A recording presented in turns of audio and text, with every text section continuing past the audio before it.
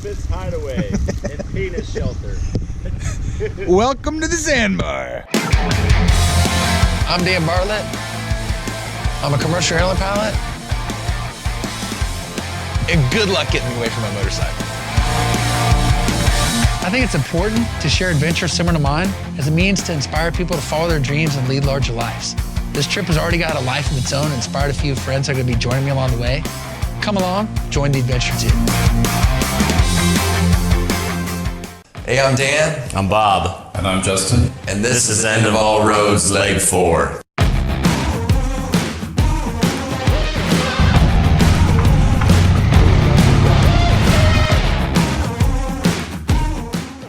All right, so leg 3 ended with Bob having problems with his bike in Newfoundland, so unfortunately we had to leave Bob behind. And Brian and I continued down the East Coast, and we ended up parting ways in Massachusetts, and so we ended up kind of finding our own way to Texas. And I ended up going all the way to Texas, to Dallas. I left my bike at my brother's place. And then we were gonna take about 6 weeks off for the holidays, and then we were all gonna rendezvous in Houston. And in the meantime, Bob and Brian met after Bob's bike was fixed. They met and rode to South Carolina and did a BMW riding course, and then rode to Houston, where we all rendezvoused in Houston at the end of January.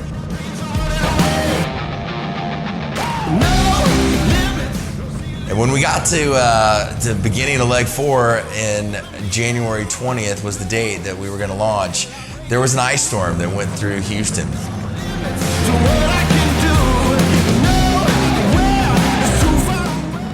In Houston, they don't get a lot of weather like that. They get, some flooding and summer, heavy downpour kind of weather. They don't get much winter weather, so it was kind of a surprise.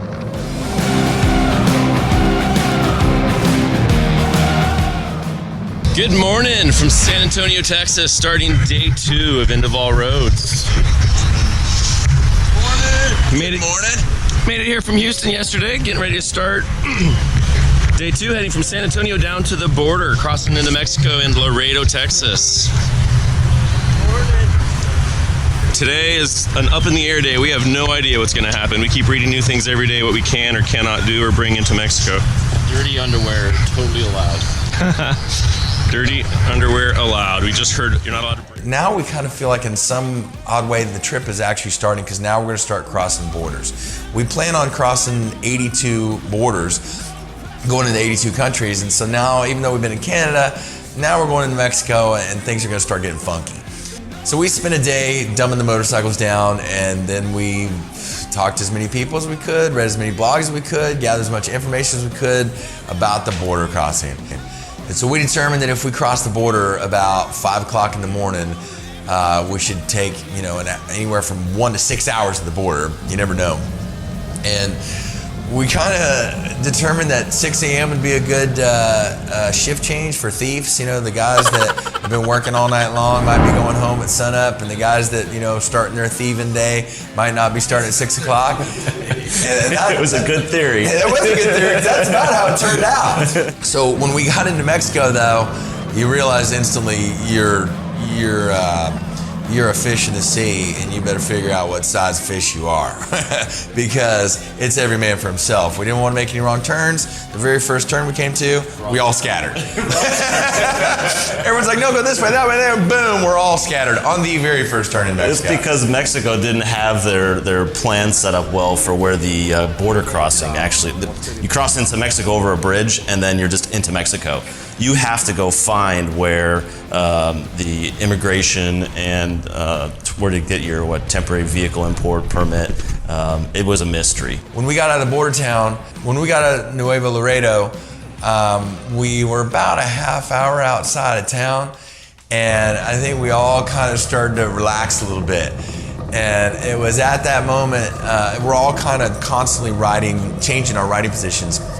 And Bob was out front, Justin and Brian were in the middle, and I was in the back. And Brian, we have intercoms on in our helmets, so we're all talking to each other. And Brian said, he screamed, "End of all roads!"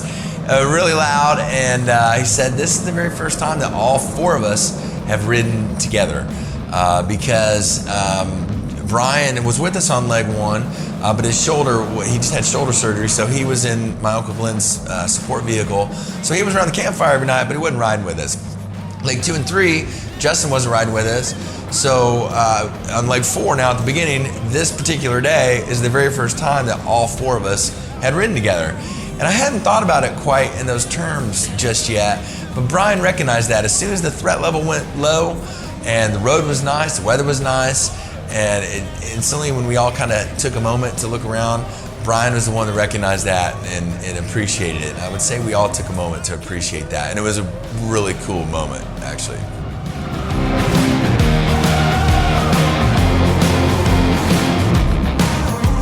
There was a lot of tension crossing the border. I know that everybody was not comfortable hearing stories, reading stuff in blogs. We were definitely quite nervous. The comfort level of being in the U.S. and Canada over the past was at 4 months, and now entering into Mexico, where we knew that there was gang violence and constant stories in the news. It was a concern of all of ours, and you know, the heartbeat's racing a little bit as you're crossing the border at 6 a.m. It's sun's coming up. So to get an hour away from that and realize that everything was kind of okay, there was a huge sense of relief. You could feel your heartbeat relaxing a little bit. Everybody started talking and joking a little bit more, but it was pretty serious when we were crossing into Mexico. I was concerned for sure. Crossing the border into Canada, there's no real sense of threat. I mean, you're going to one of the most friendly countries in the world, and going into Mexico, there is a reputation, and so we were all very much on edge, and definitely the hair on the back of my neck was standing out, and there was a tension, and we're kind of nervously joking with one another to try to calm each other down a little bit, but we were definitely all feeling very tense, and I'd have to say, so far, the entire ride, that was the most threatened I've felt. There's people that work for the gangs. They've got their phones. They're taking notes. They're taking pictures of you. They're definitely aware of where you are, what you have, and what you're about to do. And once we got a little bit out of the border town, maybe 60 miles past Nuevo Laredo, there was a definite release. Just your heart rate slows down, the grip on your hand grips eases a little bit, and you just start feeling more normal and felt like everything's going to be okay. Tune in to the next episode of End of All Roads and follow Dan, Bob, Brian, and Glenn on their ride around the world. Find out what new adventures and places await them. And most importantly, what challenges they will have to overcome. I was in complete disbelief that my friend was in this situation, and that we were in this situation, and that this was happening in this moment. I couldn't believe it. All in the next episode of End of All Roads.